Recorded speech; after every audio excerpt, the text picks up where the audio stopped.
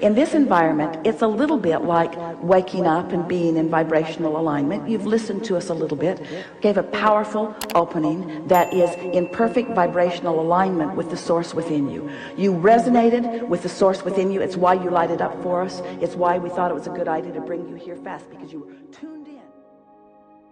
I wanted to talk to you about fulfillment. And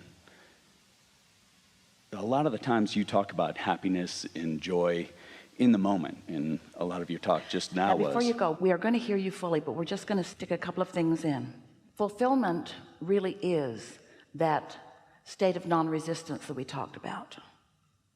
That state of non-resistance, which is the emotion that you just started to express.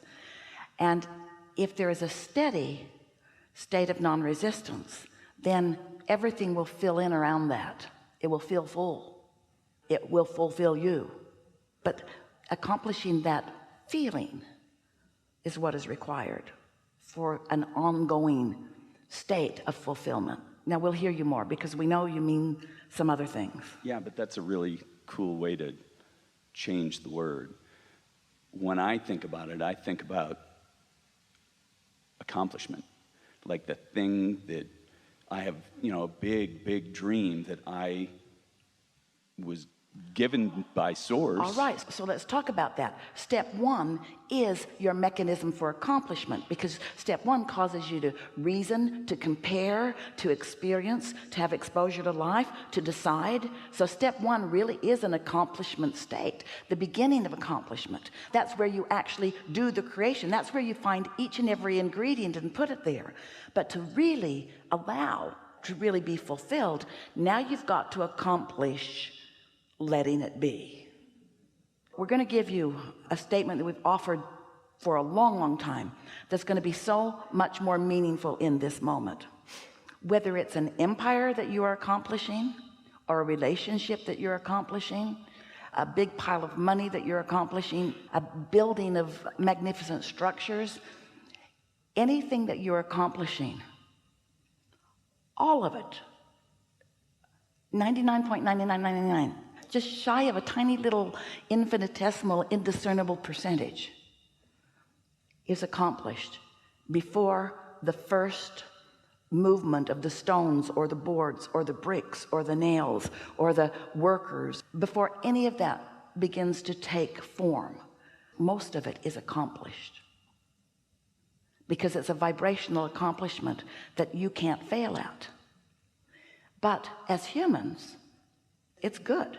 You want this manifestation to come out here on the leading edge where it can be realized by all. You want to see it and hear it and smell it and taste it and touch it. And when you stand in the midst of something that you've accomplished, it is divine. But we want it to feel divine and delicious all the way along its evolutionary track. We want you to really get it, that the joy really is in the journey. And if you could begin now, and we think you can, by accepting the accomplishment of the building of the vortex, the accomplishment, the mastery of you being willing to expose yourself to life, to make choices. But then the real mastery comes in being able to line up with the choices that you've made. And the key is, Esther's been playing with this for a few weeks now. So a daydream comes, and it's so delicious, and she can't quite hold it because it's too ethereal even still. There's stuff in it that she can find and stuff that she's still not ready to receive. But there's enough of it that is beginning to take form, and over again, she'll be there for 5 or 10 or 15 or 20 seconds, blissed out over the idea of it, and then she tries to be practical. She starts hiring people to make it happen. Dun, dun, dun. And then she feels herself losing it right away. Or she tries to fill it in some way, because, thank you so much for this question, because her accomplishment is in the dream, not in the gathering of the people who will make it happen.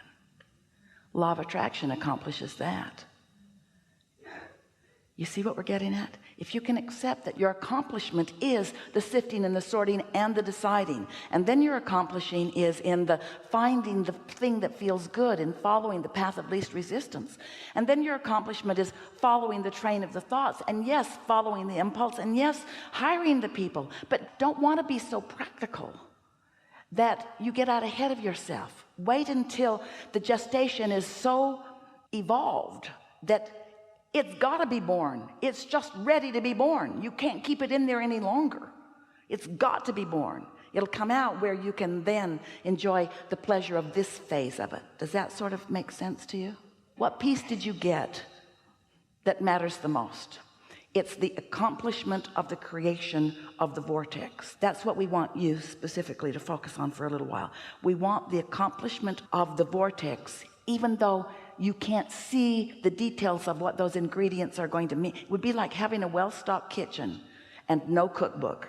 Well, the daydream of it is the easiest part to manifest. The joy of talking about it in the air and not bringing it into the physical is super easy, and you can move it around. It can fly all over the place, well, and you can make it anything you want. Then you've got this. You just said in very real terms what we want everyone to know. When it's easy as you say it is, as you mean that it is, then you've got this. Jerry wrote a paper years ago entitled "Keep Your Ideas to Yourself Until They Are Fully Developed." And it was addressing this very fact, although he didn't know it. He did not know us when he wrote that paper. He had not evolved in his understanding of vibration and resistance and that sort of thing. But he had just seen so many people start to dream and talk about it. And then practical, well-meaning people around them would talk to them in practical terms and kill their dream. And it's not just the practical, well-meaning people around you. It's you, your practical, well-meaning self. Because you still really believe that you got to make it happen. And usually the reason that you believe that you got to make it happen is because you're trying to prove worthiness to someone or something. You're wanting to stand out in some way, where if you are satisfied with that dreaming state, it was like, and Esther's like this too, you were willing to experience the daydream for what it would accomplish. And we want you to accept that the daydream is the accomplishment. The daydream is the creation. If you can capture this, and then we'll take a segment of refreshment. If you can capture this, you'll be well along the way to understanding the mastery of creation. So accept that the vortex exists and that it's full of ingredients, and that these ingredients are pure positive energy, that there's no resistance within them, that there's belief in them, that there's knowing within them, and that the cooperative components among them are happening. And so it is the basis of all creation for you. Just focus there for just a little bit. And now put yourself in a place where you are so not worried about anything, so blissed out that these ingredients can be realized by you, some little piece of it. If you can hear that your daydreams, those delicious, good-feeling daydreams, are born out of this vortex, and that every time you get one, it's a sign to you that you are non-resistant, that you are experiencing the mastery of creation. And here's the comparative word, that you have tapped into the energy that creates worlds, that there is power in that. And here it is. You don't in that moment try to turn that power into some practical means for yourself. You don't try to direct it right away, because it will direct you. This is a calling that you will receive. This is what inspiration is, you see. Humans don't like that because they want to lead for the reward. They want to lead for the comparison. They want to lead for the mark on the chart. But we want you to understand you already led through your step one. You led through your synthesizing of life. You led by sifting and sorting. You step one to yourself. You did all of the justifying that you ever needed to do in step one. Now it's time for you to chill and let your knowledge of your perfect worthiness take it from there. And is there ever a time where, when you get that inspired action step, Oh, in then your you'll want to head. act, of course. Then you'll want to act. Then you go act. Yes, indeed. What we've noticed with Esther, because she's the only one we've really been playing with in this way, in this steady, significant way, is that, Well, I'm open to the opportunity. well, we're giving you everything we've got,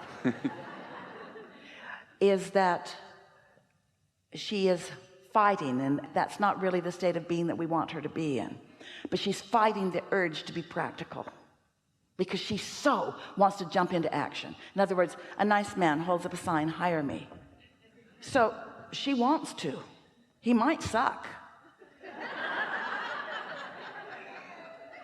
There's someone who says, hire me. And so sometimes somebody tuned in, felt pretty good, so they'll jump right into that when there may be more things in the vortex. You see what we're getting at? So she's fighting the urge. She'll buy a car because the salesman wants to sell it. Felt like a good idea. The impulse was strong.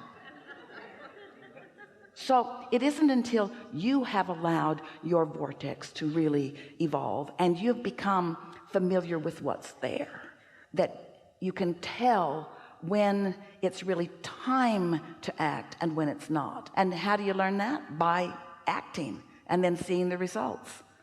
But after a little while, you see, you all are resistant to the idea of good just coming to you because you already deserve it. But that's how it's supposed to work. Good is supposed to come to you because you already deserve it.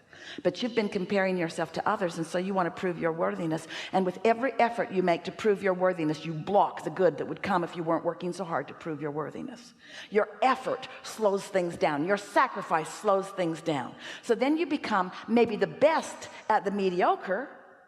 Maybe you become the best of the sacrificers, or the best of the efforters, or the best of the strugglers, but there's a whole other world of abundance that you're preventing yourself from experiencing because you're not yet willing to acknowledge the goodness of who you are and the love that Source has for you and the perfection of your vortex, and you're not yet willing to allow yourself the readiness to receive from that vortex. We think this is a really good time for a segment of refreshment.